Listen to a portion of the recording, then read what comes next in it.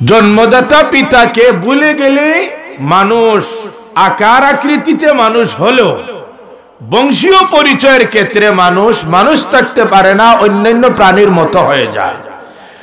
যেমন কুকুর বলেন, গরু বলেন, যে কোনো প্রাণী বলেন, একটা প্রাণীকে এমন বের করা সম্ভব যে তার পিতা নাই, তার বাবা নাই, এমন কোনো প্রাণী নাই। সব প্রাণীর বাবা আছে, পিতা আছে, কিন্তু এই বাবা কুঞ্জন, পিতা কুঞ্জন পরিচয় করা সম্ভব না। আছে কিন্তু পরিচয় নাই। কুকুরের পিতা আছে, পরিচয় নাই। গরুর পিতা আছে, পরিচয় নাই। শ্রীগালের পিতা আছে, পরিচয় নাই। বানরের পিতা আছে, পরিচয় নাই। এইভাবে যদি মানুষের পিতা হয় আর পরিচয় না থাকে, তাইলে এই ক্ষেত্রে মানুষ আর অন্যান্য প্রাণীর মধ্যে পার্থক্য আছে না? সমান সমান। তা বুঝলা হলে বুঝলেন না? জবাব দেন। পার্থক্য থাকলো না সমান সমান হয়ে গেল? সমান সমান যখন হয়ে গেল, তাইলে বলা যায় মানুষ আকৃতিতে মানুষ হলো, বংশীয় পরিচয়ের ক্ষেত্রে হয়ে গেল অন্যান্য নিকৃষ্ট প্রাণীর মতো। সৃষ্টির সেরা মানুষ, এত সম্মানী, এরা কোন দিক দিয়ে অন্যান্য নিকৃষ্ট প্রাণীর মতো হতে পারে না। এটা রক্ষা রাখার জন্য আল্লাহ রাব্বুল আলামিন এত শক্ত ব্যবস্থা রেখেছেন, তাকওয়িনী ভাবে, প্রকৃতিগত ভাবে, এইভাবে তাশরীঈ ভাবে, বিধানগত ভাবে, কুদরতি ভাবে, তাকওয়িনী ভাবে কিভাবে নিলেন আপনারা সব জানেন। এক সময় এটা ছিল না, বর্তমানে বিজ্ঞানের আবিষ্কৃত পদ্ধতি ডিএনএ টেস্ট। এই ডিএনএ টেস্টের মাধ্যমে কার বাবাকে, কার মাকে, কার সন্তানকে, এটা বৈজ্ঞানিক পদ্ধতিতে সুনির্দিষ্টভাবে বলা যায়। বোঝা গেল কার সন্তানকে আল্লাহ কুদরতি ভাবে এটা ব্যবস্থা রক্ষা রেখেছেন। এতে লাভগুলোর মধ্যে থেকে একটা লাভ হলো, যদি রক্ষা না থাকে ক্ষতি, মানুষ আর অন্যান্য প্রাণী হয়ে যায় সমান সমান। লাভের মধ্যে থেকে একটা লাভ হলো, এটা রক্ষা রাখার কারণে দার্শনিক ডারউইন নামক এক দার্শনিক, উনি বলে মানুষ ছিল এক সময় বানর, লেজ পড়ে গেছে, পশম পড়ে গেছে, বিবর্তন করতে করতে শেষে মানুষ বানর থেকে মানুষ হয়ে গেছে।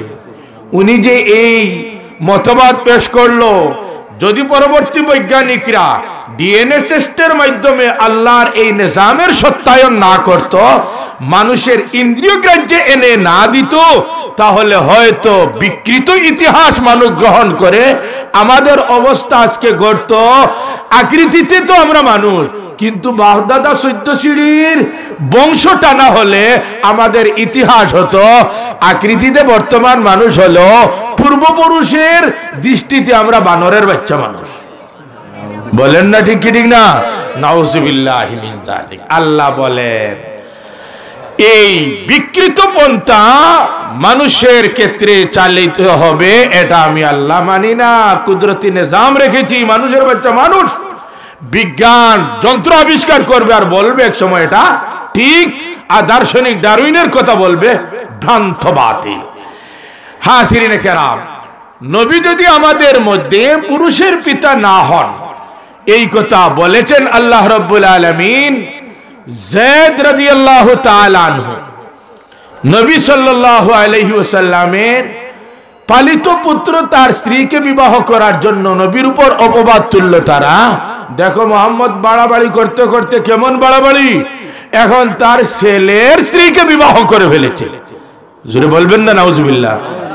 যায়েদ রাদিয়াল্লাহু তাআলা ছেলে নয়, বরং তিনি হলেন পালিত পুত্র। পালিত পুত্র এখন যদি নবীর ছেলে বলা হয়, তাহলে জন্মের ইতিহাসকে বিকৃত করা হলো। নবীকে জন্মদাতা পিতার মতো মনে করে বংশের পরিচয় নষ্ট করে দেওয়া হলো। এটা করলে মানুষ সৃষ্টির ইতিহাস বিকৃত হয়ে যায়। এটার জবাব দেওয়ার জন্য আল্লাহ রাব্বুল আলামিন বলতেছেন, মা কানা মুহাম্মাদুন আবা আহাদিম মির রিজালিকুম। হে আরববাসীরা, হে বিশ্ববাসীরা তোমরা শুনো, মুহাম্মদ তোমাদের মধ্যে কোনো পুরুষের পিতা নয়।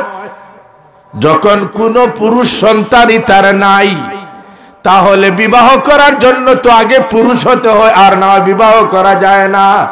যখন তার কোনো পুরুষ ছেলেই নাই, তাহলে তোমরা কিভাবে বলো মুহাম্মদ তার ছেলের স্ত্রীকে বিবাহ করে ফেলেছে? ছেলেই পুরুষ নাই, তাহলে ছেলের স্ত্রী বিবাহ করবে এটা তোমরা বলো? এটা তো বলার কোনো প্রশ্নই আসে না। তোমরা ভুল কথা বলতেছো। আয়াতের প্রথমাংশের দ্বারা জবাব দিয়েছেন আল্লাহ রাব্বুল আলামিন। এই জবাবের পরে ঔরসজাত সূত্রে আমরা নবীর সন্তান এটা নির্মূল করা হলো। তাইলে নবী আমাদের কি হন, আমাদের সম্পর্ক নবীর সাথে কি, এটার পরিচয় কিভাবে পরবর্তীতে আল্লাহ রাব্বুল আলামিন বলেন, ঔরসি লাইনে যদিও তোমাদের পিতা নয়, তবে রুহানি লাইনে আমার নবী হলেন তোমাদের রুহানি আধ্যাত্মিক লাইনের আব্বা। কিভাবে? ওয়ালাকির রাসূলুল্লাহ, কোন পুরুষের পিতা নয়, কিন্তু তিনি হলেন আল্লাহর রসুল। আর রসুল যিনি হন, তিনি হয়ে থাকেন উম্মতের জন্য শিক্ষক।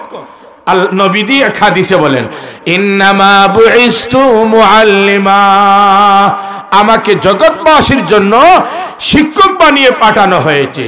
শিক্ষক হলে পিতা হন, আর ছাত্র হলে সন্তান হন।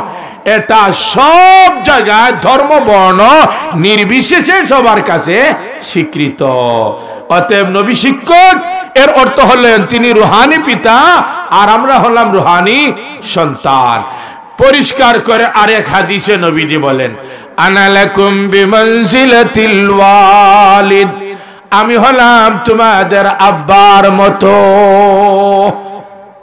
আমি তোমাদের আব্বার মতো। তাইলে নবীর সাথে আমাদের সম্পর্ক, তিনি শিক্ষক হিসাবে রুহানি আব্বা, আমরা ছাত্র হিসাবে রুহানি সন্তান। স্তর আসলো, নবীর পরিচয় আসলো রসুল বলে, আর এখান থেকে বের হলো আমরা রুহানি সন্তান, তিনি রুহানি আব্বা। পদের নাম আসলো, পদে তিনি হলেন রসুল। রসুল হওয়ার জন্য আগে হয় পোস্ট নবী, এর উপরের পোস্টের নাম হলো রসুল। রসুলের উপরে আরেকটা পোস্ট হলো রিসালাতের পরিপূর্ণতা, নবুয়তের পরিপূর্ণতা। আর এই স্তরে যিনি পৌঁছেন, উনি হয়ে যান সর্বশেষ নবী। আমাদের নবী সম্পর্কে আল্লাহ বলেন, ওয়া খাতামান নবীন, মুহাম্মদ হলেন সর্বশেষ নবী। সর্বশেষ নবী হওয়ার কারণ হলো নবুয়তের ভিত্তি হয় দুইটা বস্তুর উপর। একটু জবাব দিতে পারবেন, নবুয়তের ভিত্তি হয় কয়টা বস্তুর উপর? দুইটা বস্তুর উপর। একটা হলো ইলম, আর আরেকটা হলো খুলুক, বিদ্যা এবং চরিত্র।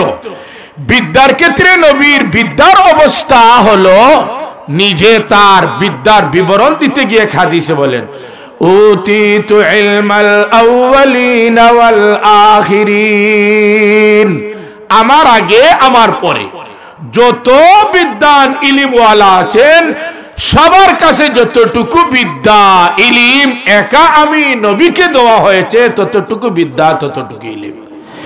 এতে বোঝা গেল নবীর বিদ্যা অসম্পূর্ণ না পরিপূর্ণ?